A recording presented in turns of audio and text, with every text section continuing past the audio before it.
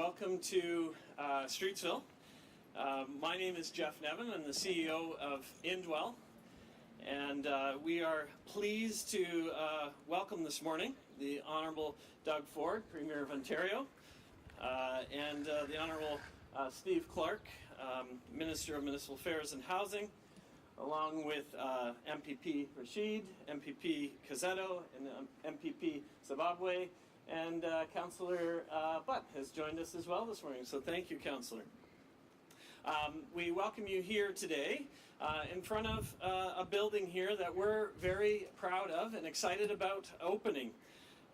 Indwell is a Christian charity that develops and operates supportive housing, and we operate this housing from Mississauga all the way down to London in southern and southwestern Ontario, and we currently are housing and supporting over 1,200 people living in poverty due to often disability.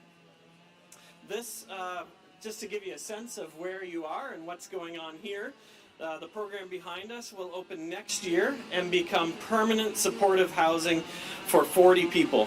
A multidisciplinary team will provide enhanced healthcare and housing supports tailored to goals of each tenant. I'm so excited by this project and the 40 homes that will become safe spaces for vulnerable people to thrive. When I think about if you come back a year from now and get to meet some of the folks who are moving in here, you recognize immediately that things have changed.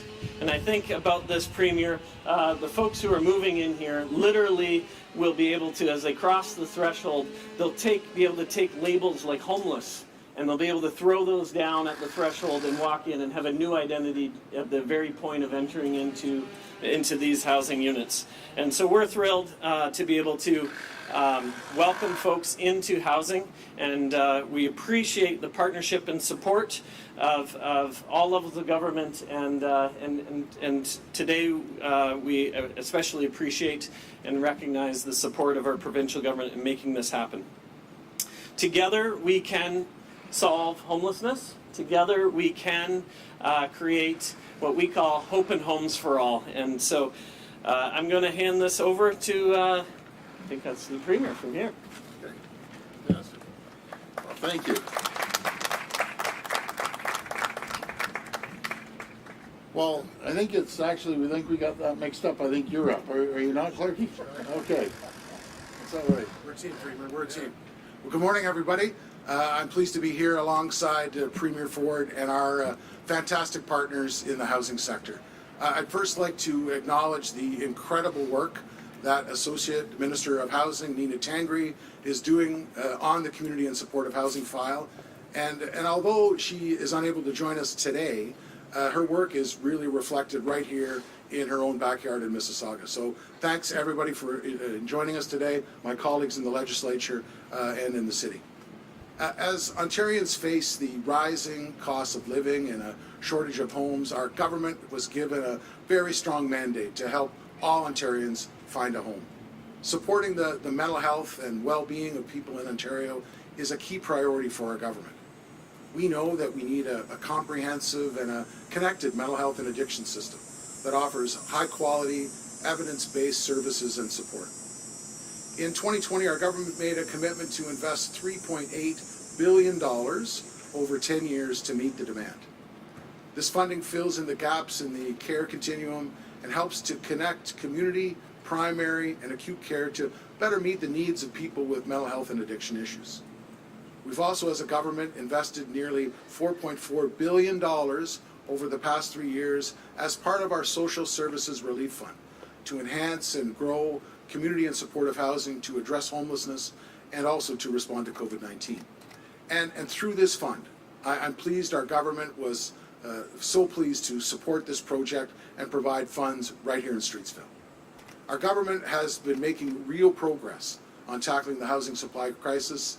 Under the leadership of Premier Ford, we're going to be building at least 1.5 million homes by 2031 by closely working with our partners in the housing sector like Indwell and with each community across our province. I want to thank Indwell Community Homes, with whom I've had the honor of working on several projects across the province. They're fantastic partners. And now I'd like to turn things over to the Premier to make the exciting announcement today. Thank you so much, everybody. Well, good morning, everyone. What a beautiful day it is today, and thank you, Minister Clark, for that introduction. And I'm thrilled to be back here in the great city of Mississauga and in the community of Streetsville. I just met with the BIA, and I want to, again, welcome Councillor Butt, Councillor Parrish as well as here. And, you know, and I want to mention about Nina. I went over to the BIA. They absolutely love Nina Tangri and said she's doing a fantastic job, and I agree.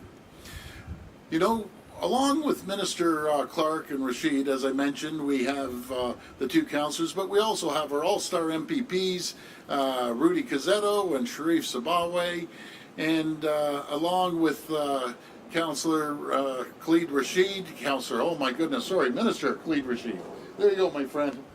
I also want to thank Jeff Nevin and the whole team at Inwell for your partnership on this project, and for all the great work that you do day in and day out, helping to build affordable homes for people right across this province. And thank you. And Jeffrey, by all means, take that same idea and spread it right across our province. Friends, Ontario is growing at an unprecedented rate.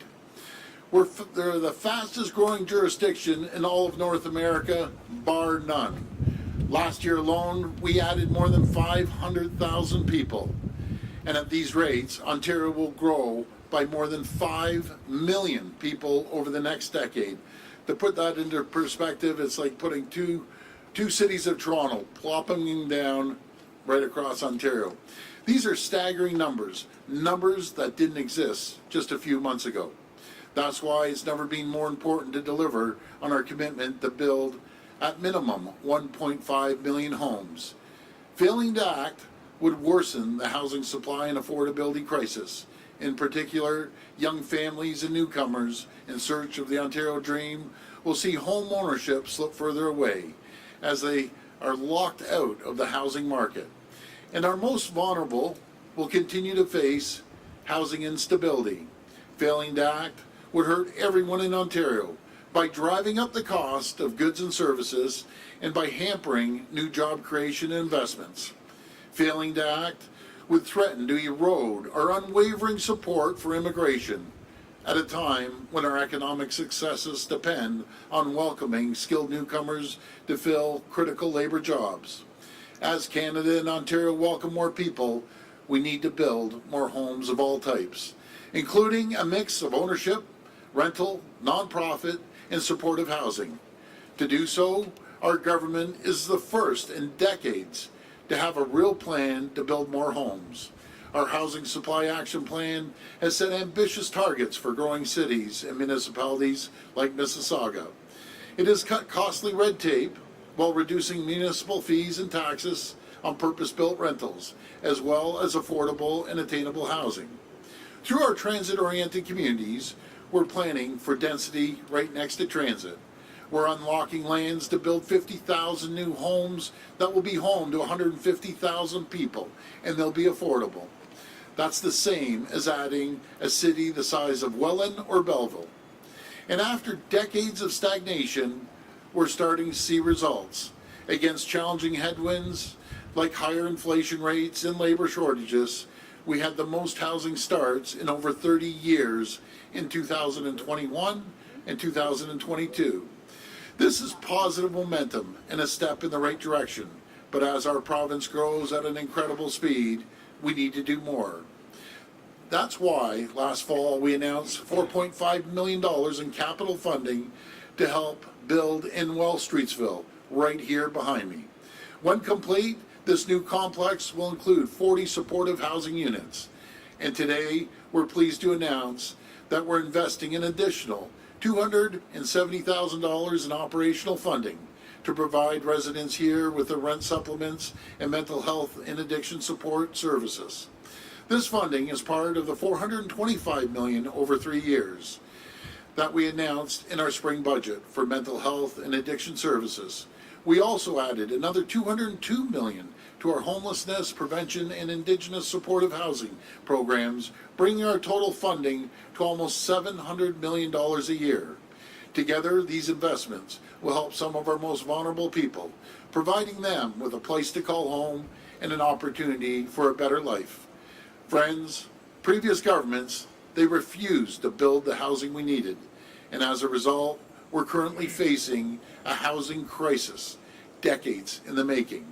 We have two choices here. We can sit back and ignore Ontario's housing crisis like previous government, or we can build more homes. Homes of all types. Our government is choosing to build. Our government is choosing to get it done. I want to thank each and every one of you for joining us today, and may God bless the people of Ontario. Thank you. We'll now go to reporters' questions. If reporters could please line up at the microphone behind me. If you could please identify yourselves by name and outlet. And just a reminder, it'll be one question and one follow-up. First question. Good morning, Premier. Simon Dingley from CBC News, sir. Hi, Simon. Hi. One of the revelations in this week's Auditor General's report is that lobbyists working for developers have emailed political staff suggesting amendments to the legislation, and political staff passed the wording of the lobbyists' proposed amendments to deputy ministers for inclusion in the legislative packages. What does this say about how your government makes policy, and why are unelected developers allowed to influence legislation this way? I'll pass that over to the Minister. Yeah, as I said a couple of days ago, sir, there's a big difference between asking for information and disclosing government policy before it is. And we acknowledge in the Auditor General's report, it talks about changing the process around how we accept information. We're going to continue to work with the Auditor General. I'm not aware of the particular bill that the Auditor spoke about in her report, but we're going to again cooperate with her, gain more clarity on the recommendations, but we've already started to implement them. Second question for Mr. Clark. Sir, the Auditor General's report found that more than 600 requests to remove land from the Greenbelt have been submitted to the Housing Ministry since the Greenbelt was established in 2005.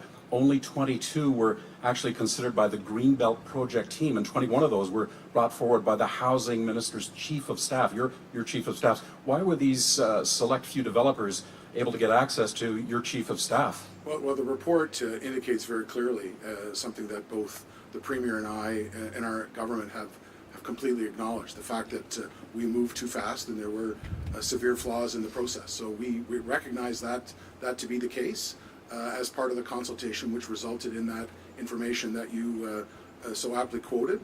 Again, we're committed completely to ensuring that the recommendations get moved forward, but as well, the other priority of the government, as the Premier notes, is the fact that we can take two paths. We can ignore the housing supply crisis, or we can continue to build, and we've chosen to continue to build.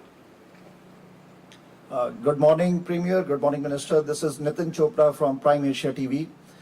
International students are also a big force here in Canada, in Ontario, and you are working, because they also need housing, and you are working on that.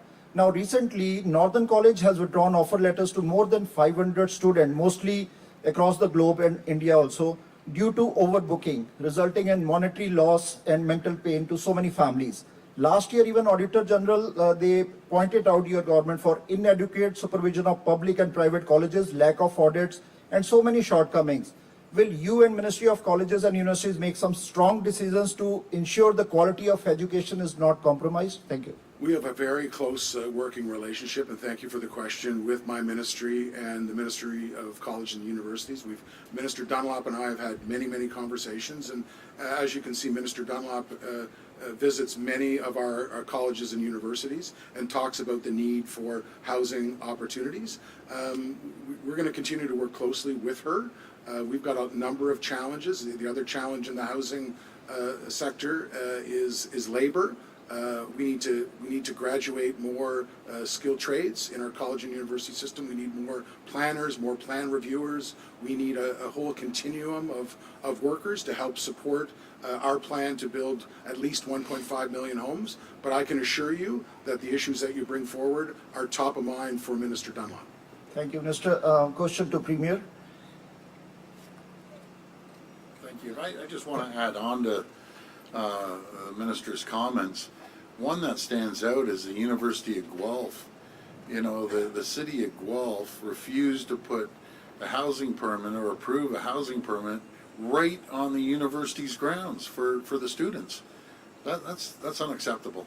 So we need to build more housing for our students.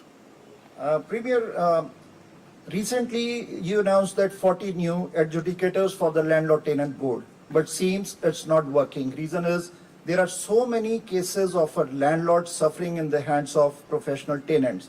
They feel that LTB is still not effective and landlords have very few rights. If any tenant don't pay rent for consecutive 2 months, why can't they be evicted right away? Because right now it takes 8 months to open the file, and some of the landlords, they met you also in the previous event, and they need a strong action from the Ontario government, and they can expect it from Premier Ford. If he can do so, it will be good for them. Thank you. Yeah, before I hand it to the minister, I'll just address this. I hear from hundreds and hundreds of people, and we aren't talking about big corporations. We're talking about individuals that might buy a condo, might buy a home, and they rent it out. And then there's, people that are out there and they just won't pay the rent. And they go from place to place to place. That's just not right.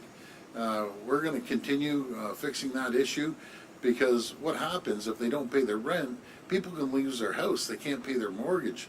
And it's just not fair to these small landlords that are just trying to get by.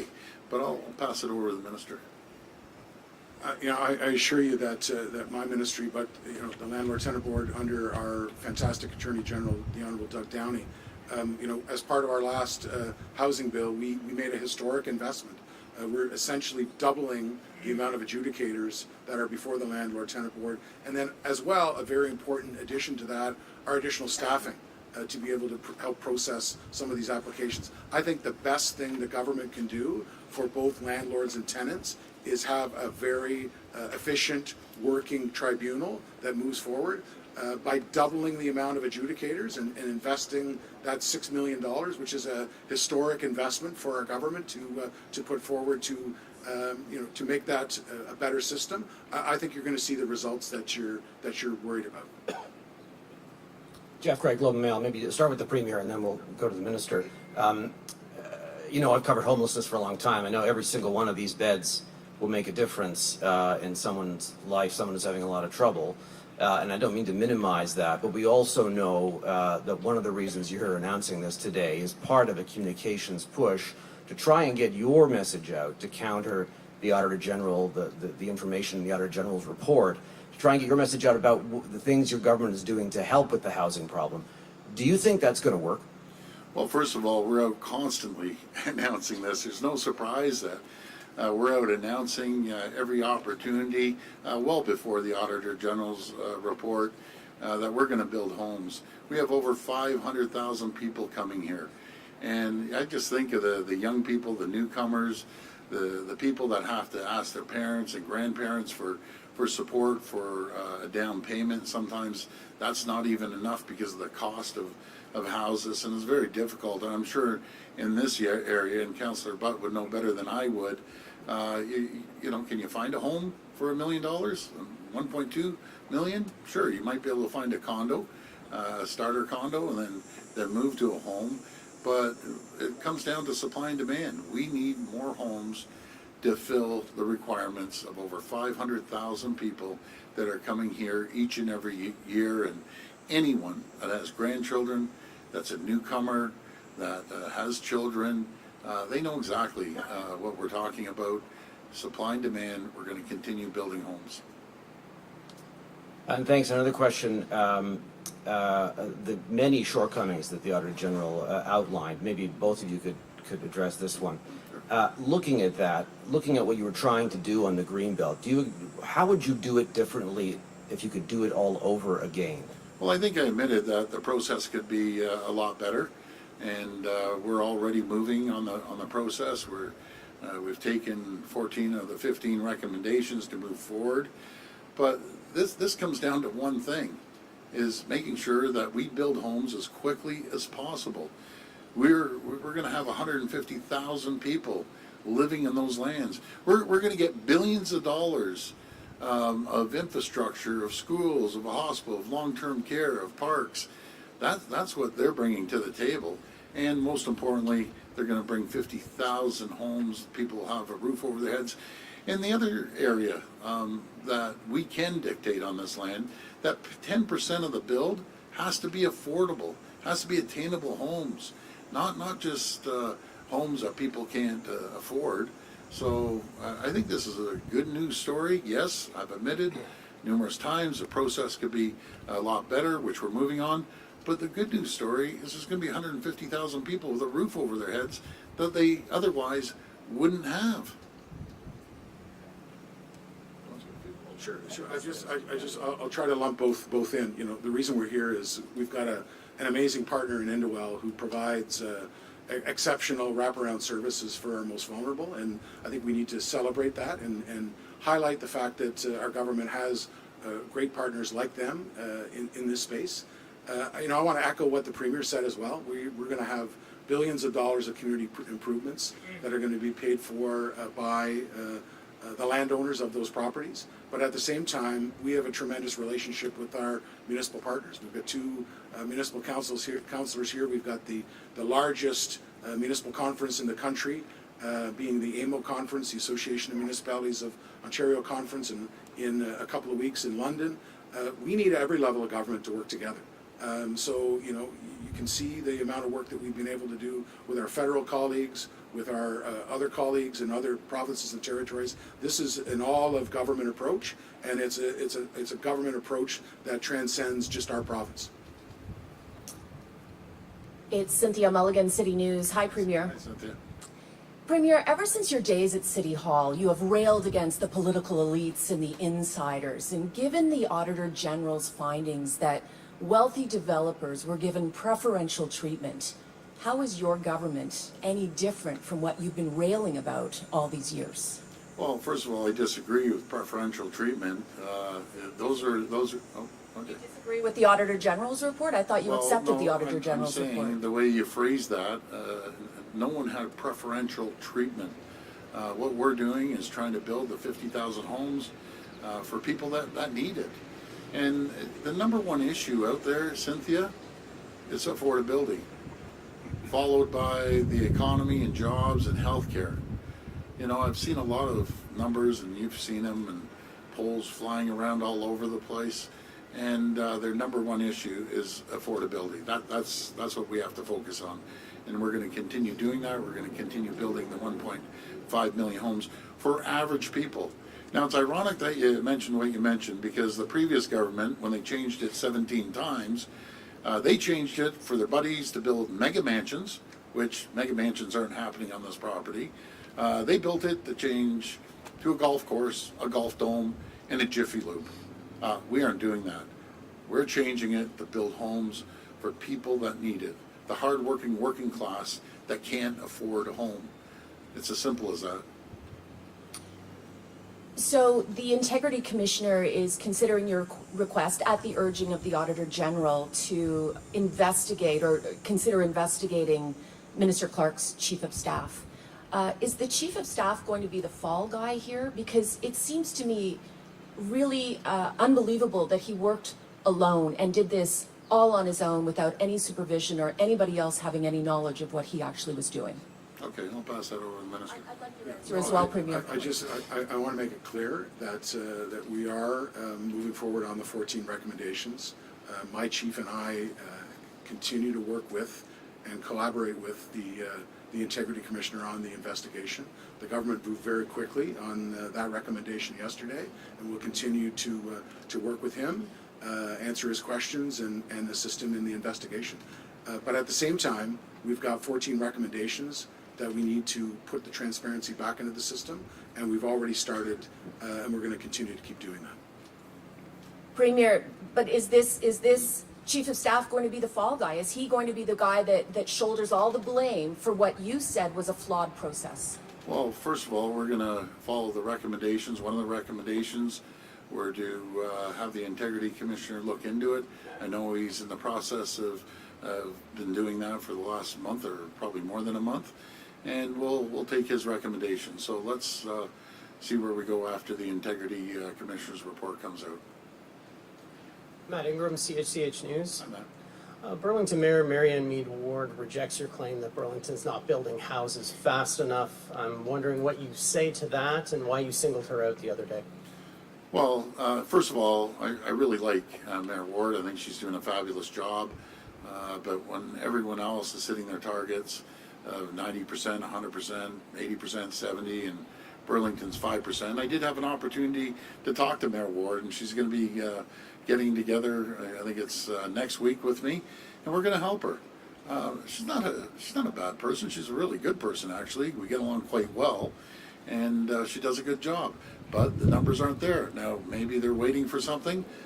If we can help them out, then we're going to help them out. But when there's just a glaring difference of 5% versus everyone else, all other 28 large municipalities, we have to address it. Mayor Horvath in Hamilton released a statement calling on you to cancel your plan to build on Greenbelt lands in Hamilton. That was the will of the municipal council. I'm wondering why your government won't respect the will of the local people. Well, first of all, before I hand it over to the minister, let's talk about Hamilton. You know, there's one block in Hamilton, they call it the Greenbelt, which is an absolute joke, and I'm going to bring a picture next time I'm in front of the cameras. There's houses on all four sides. In the middle of these houses, folks, there's an empty field. When I was door knocking over and over again, they said, do something with this empty field. It's 10 acres or something. But that's what they call Greenbelt? No, that's not Greenbelt. That's an area that we can build homes for people. And by the way, if I'm not mistaken, Hamilton Council put a resolution forward to take it out of the Greenbelt and build it. So, you know, I've been getting along real well with Mayor Horvath. I'm going to continue getting along. But you can't say, you know, do one thing and then change your mind and say you can't do anything. And I encourage the media to go to this area, take a picture, and tell a real story. Tell the story. This is called the Greenbelt. It was flawed. They know it. We know it. The previous government knows it. That's why they changed it 17 times. We've increased it by 2,000 acres. And by the way, the Greenbelt, this is all privately held property from the previous government. Imagine this. You have land and you've had it in your family for generations. And all of a sudden the government comes down and says, they slap something called the Greenbelt, and by the way, you can't do anything. And they don't care if they invested their life savings in it. Is that right? No, it's not right. No one would agree here in Streetsville or anywhere else in the province if we came along and slapped the legislation down and said, by the way, you can't do anything to your property. That's not fair. Go on. Yeah, I just want to add that we have a great relationship with Mayor Horvath. You know, she wholeheartedly supports the housing pledge in the city. As was said on many occasions, 9 of these 15 sites have been widely communicated by local councils and local communities asking for development on it, some of them going back decades. There are resolutions from various mayors, letters from councils, and so on and so forth. And as the Premier said, these are privately owned lands, but they also, using the nonpartisan Provincial Land and Development Facilitator, will be able to have billions of dollars of community benefits, roads, transit, parks, healthcare facilities, hospitals and healthcare, long-term care. There's going to be a lot of back and forth between the Provincial Land and Development Facilitator, the local municipalities, and these private owners. But the landowners are going to bear the brunt of the billions of dollars of community benefits as part of that negotiation. Hi, Naira Ahmed from the Canadian Press. Question for Ford, but you can go ahead and answer it as well. So given the questions that my fellow reporters have asked, you guys have acknowledged what's in the report and said that you've accepted most of the recommendations, and you did what was necessary to address the affordability crisis and also talked about the previous government's roles in this. I'd like to know why the regional planners and municipalities and your own housing task force are on record saying that Greenbelt lands are not needed to achieve your 1.5 million housing target. So what's your reason for pushing ahead given all this? Well, you've got a housing affordability task force. The report's now 19 months old. Since that report, you've had the federal government indicate a huge influx of new Canadians, which we want to welcome. But, don't take my word for it. TD Economics, the National Bank of Canada have all acknowledged that our numbers need to change. We need to have another 500,000 homes being built. And we need to be mindful of those other reports. We need to be mindful of the data we receive from CMHC saying that the number might be closer to 1.8 million. Things are changing. There are forces, as the Premier said in his speech, that are out of our control, like interest rates. But again, we need to work with everyone. We need to work with municipal planners and municipalities. We need to work with the federal government on getting shovels in the ground. And to the Premier's point about Burlington, we need to have not approved projects, we need to have started projects. You'll always hear me talk about housing starts. That's the metric that our government needs, because you need to start that house to be able to build up at least 1.5 million. And would Ford like to comment on that as well? Thanks. Yeah, no, thank you. As the minister said, that was 19 months ago. I didn't know 19 months ago we were going to have over 500,000 people show up, and it looks like we're going to continue having 500,000 people. It's as simple as that. Supply and demand. We have to build more homes. We're going to build more homes. At least level the market off. And I'm just wondering if you own a home or if you rent, you want to own a home. Every person in this area wants to own a home, and we're going to do everything we can to make sure it's attainable and affordable for people like yourself and other people to own a home, own a condo, and rental, purpose-built rentals too. We need. So that's what we're doing. So despite all the experts saying that you don't need to do this to build the 1.5 million homes, you continue ahead. Okay. Do you not think Hold on, that... One second. I'm sorry, please, go ahead. So you keep repeating the message, and I'm going to repeat our message. That was 19 months ago. 19 months ago, they said that. Since 19 months, all of a sudden, more than 500,000, probably 800,000 people have arrived in 19 months that we didn't expect. We didn't expect 504,000 people to arrive here. Now, no matter if you're in running a government or running a business, you have to read and react. You have to move with the times. We have two choices. We can sit back and say, forget about this housing plan, and everyone for themselves. We never got elected on that. I'll tell you what we got elected on 12 months ago. We got elected, and we said it over and over in our campaign, we're going to build homes. We're going to build 1.5 million homes. We couldn't be more clear on that. We wrote every single day, and I don't think 1.5 million is gonna be enough. I think we're going to need probably 1.8 million. Either way, we're going to continue building homes. But thank you so much for that question. Thanks.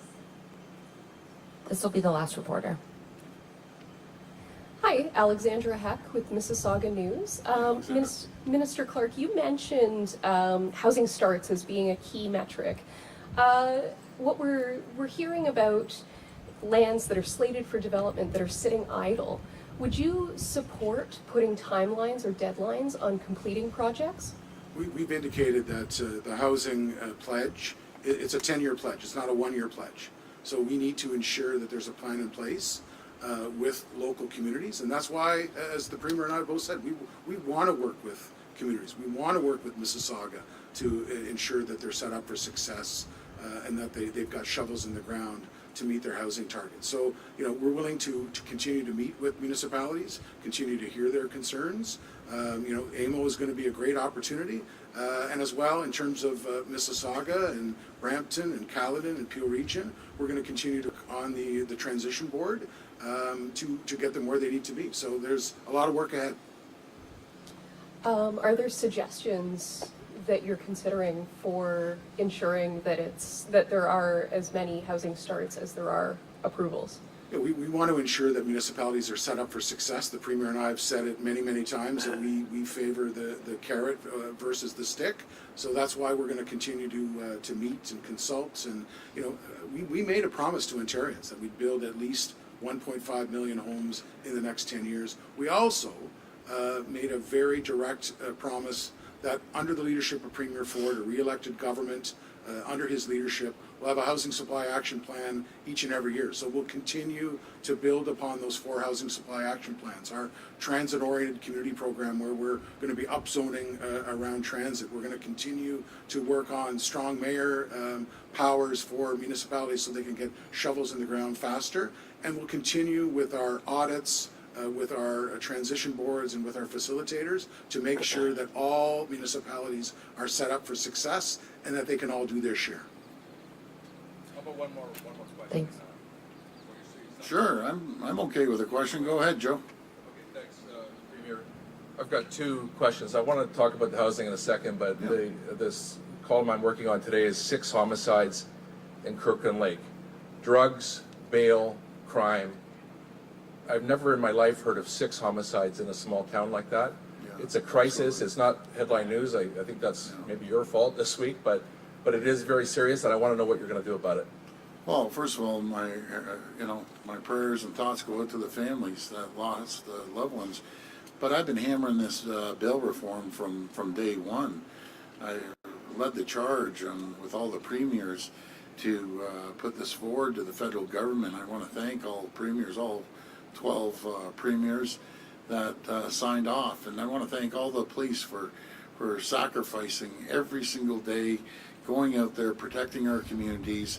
So it's sitting at the federal government right now on their laps. I have all the confidence that the new minister, Dominic LeBlanc, will move this forward in a rapid fashion. But you see a lot of these people, are out on bail. They get a slap on the wrist. Do you know what else is really ticking me off lately, Joe? Are these home invasions on these car thefts too. People are getting their cars stolen right, left, and center. Now they're so brazen, they kick the door in at 4 o'clock, 5 o'clock in the morning. Imagine you being in your house and your family, and you have a little one, Joe, the panic it goes through. Well, I have a message for these guys. We're going to catch you, and you're going to jail, and you aren't going to get a slap on the wrist. You aren't going to get out on bail.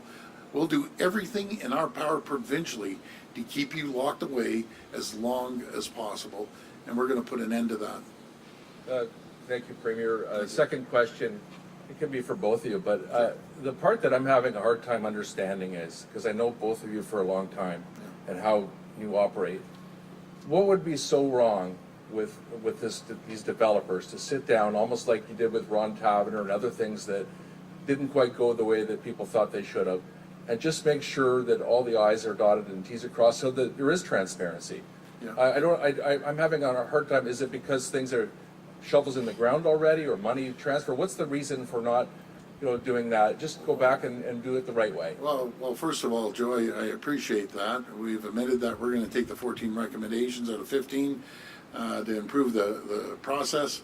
But I'll tell you what we do need. We need to make sure they build those homes, and that's a message to the people, the landowners, and that have these properties. You don't get shovels on the ground. We don't see progression rapidly. That land's going back in the Greenbelt. Simple as that. So that's a clear message. I can't be any more clear than making sure that your projects move forward. And it's critical that we build 10% affordable, attainable homes. It's critical the billions of dollars that you're going to put into the infrastructure side and building schools and houses and hospital and long-term care. We're going to get it done. I promise you that. As sure as I'm sitting here, we're building homes for the people out there that can't afford a home. And the other thing that's really burning my backside are these mortgage rates. Keep hearing rumors that they may, and hopefully they won't, raise interest rates again. That's unacceptable. They talk about inflation. They don't know. Bank of Canada and the governor doesn't understand inflation if they continue raising these rates on the hard-working people. They're already seeing prices of groceries go up. They see gas prices go up. Just imagine, folks, we didn't cut the 10 cents a liter of tax. It'd be another 10 cents more. Just imagine if we didn't return the license sticker vehicle stickers there, or we didn't cut the tolls on the 412 or 14 or 418. We're a government that takes care of the little guy, little gal per se. We're going to make sure it's affordable. We've created an environment and conditions for 700,000 more people working today than they were 5 years ago. That's what we're doing. We've been so blessed as a province. There's no better jurisdiction in the world to come and raise a family, start a business, get hired by a great company, and most importantly, put a roof over your head.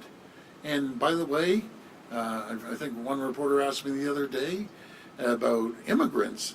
They don't buy homes. You've got to be kidding me. I almost fell over at the podium here when she said that. My email was inundated. My messages were inundated by new Canadians, immigrants, and one, Deepak Anand, my MPP, his story was he came here, him and his wife worked their back off, had 2 jobs, got better schooling, and rented for 2 years, and then bought a townhome for 3 years. So yes, immigrants buy homes, they buy condos, and I just couldn't understand. I was dumbfounded by that question. But anyways, folks, thank you very much. And again, God bless the people of Ontario. Take care.